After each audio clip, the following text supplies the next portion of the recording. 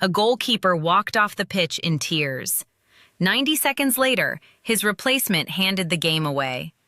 And somehow, that's not even the most controversial thing that happened in Los Angeles last night.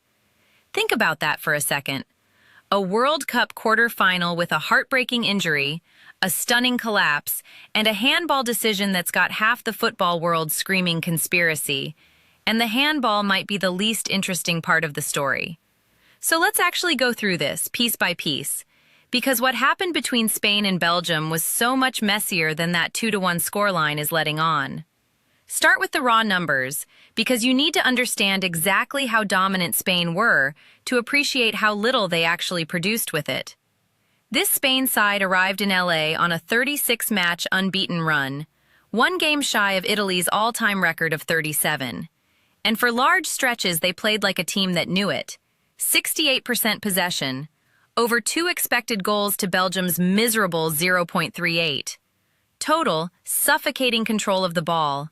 On the half hour, that control finally translated into a goal, sort of.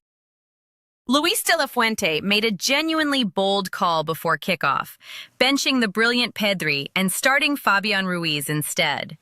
And Ruiz repaid him almost immediately, pouncing on the rebound after Dani Olmo's shot was parried, stabbing it home from close range. There was even a strange little human moment buried in the celebration. Mikel Oyarzabal booted the match ball into the crowd in celebration, not realizing Ruiz actually wanted to keep that exact ball as a keepsake ahead of the birth of his first child. Ruiz had to scramble for a replacement ball behind the goal instead. 1-0, Spain in total command. But here's the quiet worry hiding underneath all that dominance, and it matters more than people are admitting. For all the possession, all the passing triangles, all the unbeaten records, Spain simply are not scoring enough. 11 goals in 6 matches sounds fine on paper, until you realize 4 of those 6 games ended with Spain scoring 2 goals or fewer. This is a team that hoards the ball for 90 minutes, and then really struggles to turn all that territory into anything that actually hurts you. Gorgeous in midfield, strangely toothless in the box. Hold on to that thought because it's about to become very relevant. And then Belgium did something nobody had managed against Spain all summer. They scored. For real. Kevin De Bruyne slid a gorgeous pass through the lines, and Charles de Ketelaere rose above everyone to plant a header past Unai Simon. Now here's the number that tells you just how rare that moment was. It was the first goal Spain had conceded in the entire tournament. The first. 650 minutes without their net rippling once, 5 straight clean sheets against Cape Verde, Saudi Arabia, Uruguay, Austria, and Portugal, a record World Cup scoreless streak. And it was Belgium, of all teams, hanging on by their fingernails, who broke it right on the stroke of halftime to make it 1-1. Which makes what happened to Belgium over the rest of that night feel almost cruel. Because you have to understand the state this team walked into that stadium in. They arrived already falling apart. They'd lost the powerhouse Amadou Onana to a knee injury in the previous round, that stunning 4-1 demolition of the USA. Then, unbelievably, they lost Yuri Tielemans in the warm-up, barely an hour before kickoff, a simple stretch for the ball that tweaked his hamstring and forced a reshuffle before a single pass had even been played. So Belgium walked out already missing 2/3 of their first-choice midfield engine. And the tournament wasn't finished punishing them yet, not even close. Because the real gut punch of the night was Thibaut Courtois, one of the 2 or 3 best goalkeepers alive, a man Spain's own manager had called a top 5 keeper in the world before kickoff. Pulled up with a thigh problem, tried to play through it, and finally, shortly after the hydration break in the 71st minute, had to give up. And the image that followed was genuinely heartbreaking. Courtois, 34 years old, walking off reluctantly, wiping his eyes on his own shirt. In tears, because on some level, he surely knew exactly what everyone watching knew, that his exit had just cracked the door wide open. De Bruyne would limp off with cramp shortly after. Belgium were now being held together with tape and hope alone.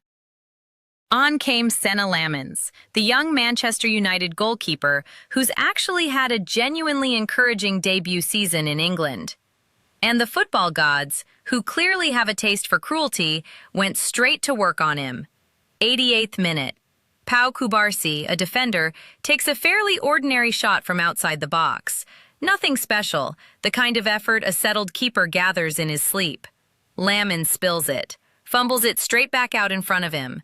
And there, arriving like he'd been standing in that exact spot the entire 90 minutes waiting for precisely this, is Mikel Merino, who smashes home the rebound with only his second touch since coming off the bench. 2-1. Game over. Semifinal booked. And here's the pattern you genuinely cannot ignore, the thread running through Spain's entire tournament. Merino is a substitute. He wasn't even on the pitch when this game kicked off, and he did the exact same thing in the previous round too, coming off the bench to score the winner against Portugal. This Spanish side isn't winning football matches through the superstar they built the whole project around. They're winning through the bench, through the finishers, through the players who weren't even on the field when the whistle went. As one broadcaster put it perfectly, taking off one of the greatest goalkeepers on the planet led directly to the goal that won Spain the match. Spain didn't conjure that winner with a moment of brilliance. Belgium basically gift-wrapped it, and Spain's super sub was sharp enough to accept the present. Which brings us to the biggest talking point of Spain's entire World Cup, and it is not a flattering one if you're Spanish. Because this is the tournament of the superstar. Everywhere you look, the biggest names on the planet are delivering. Kylian Mbappe is scoring for fun and chasing down Messi's all-time World Cup goal record. Messi himself produced a miracle comeback against Egypt with his own boots. Erling Haaland bullied Brazil out of the tournament with a brace. Harry Kane's been finding the net regularly, too. The Galacticos are all showing up. And then there's Lamine Yamal, the 18-year-old who's supposed to be the crown jewel of this entire Spanish generation, the most hyped teenager the sport has produced in years, the kid this whole team is built around. His World Cup goal tally? 1. A single strike, all the way back on June 21st, in a routine 4-0 win over Saudi Arabia in the group stage. Since then, nothing. 4 straight matches without a goal or an assist. Against Belgium, he managed just 2 shots on target from 6 attempts. His expected goals for the entire tournament sit at a modest 1.54. His assist column is completely empty. He is, statistically, the one genuine megastar at this World Cup who simply has not delivered. And here's the almost comical twist. Yamal still walked away with man of the match against Belgium, which tells you less about how brilliant he actually was, and far more about how little anyone else on that pitch managed to do. To be fair to him, and we absolutely should be, there's real context here. He tore his hamstring scoring a penalty for Barcelona back in April and missed the run into the season, arriving at this tournament racing the calendar and probably not fully sharp. And he seems utterly unbothered by the noise, shrugging it off with a line that's either supremely confident or slightly worrying depending on where you sit. If we win the World Cup, nobody will remember whether I scored goals. He's got a point. Technically, Spain won the Euros in 2024, with Yamal scoring just once. But that Yamal, the 16-year-old who bent entire defenses sideways and buried a stunner against France, has only flashed here in glimpses. And with France waiting next, Spain don't need flashes anymore. They need the real thing. Now, if you're enjoying this kind of deep dive into what's actually happening behind the scoreline, this is exactly the channel for it. Hit subscribe, because we're about to get into the part everyone's actually arguing about.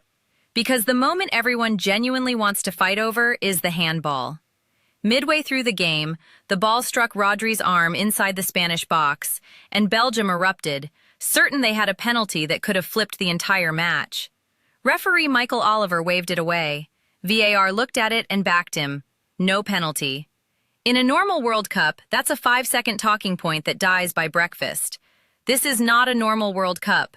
So let's take it seriously, even when the fun answer would be easier to sell. On the actual decision itself, Spain probably weren't robbed of anything, and Belgium probably weren't robbed either. The ball didn't fly across the box and smack an outstretched arm. It ricocheted off one of Rodri's own teammates from point-blank range, giving him zero time and zero chance to move it away. FIFA and UEFA guidance is specific here. You don't punish a player who genuinely could not avoid the contact and isn't making himself unnaturally bigger. By the letter of that law and the spirit of it, no penalty is a defensible call. In a quiet, well-run tournament, most neutrals would nod and move on with their lives. But it didn't happen in a quiet, well-run tournament, and that's the entire problem. This call landed in the middle of the most scandal-soaked World Cup in living memory. This is the tournament where a sitting U.S. president reportedly phoned FIFA and got a red card suspension lifted. Where Egypt filed a formal complaint accusing officials of handing Argentina a game and demanded the referees be removed. Where FIFA assigned an all-Argentine officiating crew to a quarterfinal the same week it was already being accused of favoring Argentina. Where the FBI is reportedly digging into the finances of the defending champion's own federation. So when a genuinely 50-50 handball call goes the way of the bigger favorite, a massive chunk of the watching world doesn't see correct application of the rules. They see the pattern. They see the favorite getting the nod again, and the smaller story going home in tears. And here's the uncomfortable truth sitting underneath all of it. Whether or not that Rodri call was correct, and it likely was, FIFA has completely lost the authority to be believed. When you spend an entire tournament bending rules, brushing off complaints, and stacking officiating crews in ways that raise eyebrows, you forfeit the benefit of the doubt on everything, including the decisions you actually get right. That's the real cost of this chaotic summer. FIFA has made every single close call look suspicious, so now even a textbook correct no penalty gets filed under rigged. Belgium's fans will go to their graves believing they deserved that spot kick, and no amount of technically sound guidance is going to change their minds. Because the institution asking for their trust has given them 100 reasons not to offer it. So where does this leave everyone? Spain march into their first World Cup semifinal since 2010, the year they actually lifted the trophy, still riding that 36-game unbeaten run, still one of the favorites. But look at how they actually got here, winning ugly, their superstar misfiring, one goal from a surprise starter, the other handed to them by a goalkeeper's fumble. Next up, Tuesday in Dallas, on Bastille Day of all days, comes France. 6 wins from 6, the best attack of the tournament. Mbappe sitting on 20 career World Cup goals, one behind Messi's all-time record of 21, with a genuine shot at equaling or breaking it in a semifinal with a final on the line. France have outscored opponents by 14 goals this tournament, with Mbappe, Ousmane Dembélé, Michael Olise, and Désiré Doué looking close to unstoppable. It's the final that arrived around early, and yet Yamal, quiet tournament and all, isn't blinking. Asked about France, he simply said, "They can't be better than us," pointing out Spain have beaten France every time they've met since the Euros. Is that the confidence of a champion?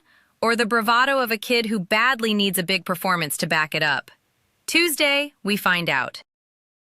Belgium, meanwhile, fly home gutted, dismantled less by a superior side, and more by their own bodies giving out one after another, and by one spilled shot in the 88th minute, still utterly convinced the whole night turned on a handball nobody in Zurich actually wanted to see. So tell me honestly, was that no call the correct decision? Or is it just the latest big team getting the big call in a tournament that's already lost the benefit of the doubt? Drop your take in the comments, hit that like button, and subscribe, because France versus Spain on Tuesday might just be the single best match of this entire World Cup, and you do not want to miss how we break it down.